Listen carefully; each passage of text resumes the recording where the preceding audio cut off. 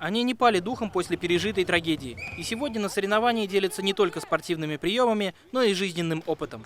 Я обращаюсь к ребятам, к взрослым, к молодым, к родителям, у кого есть дети с ограниченными возможностями года, что мы будем рады видеть их у себя на занятиях. У нас бесплатные занятия проходят в этом зале.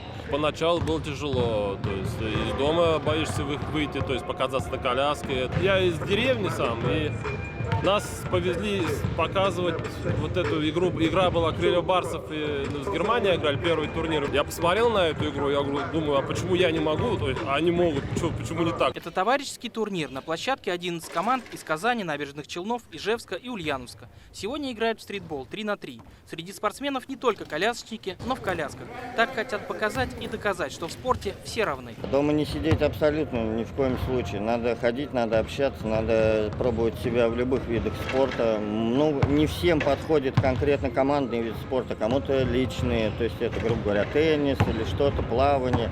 Но все равно дома ни в коем случае не сидеть, надо двигаться, надо жить активной жизнью. По итогам турнира участники получат медали и грамоты. Но это лишь формальность. Настоящая награда – это эмоции общения, которые они получают во время тренировок и самой игры. Иван Сарафанов, Вадим Илларионов, ТНВ, Казань. Закажи рекламу на ТНВ. Телефон в Казани 5 705 100.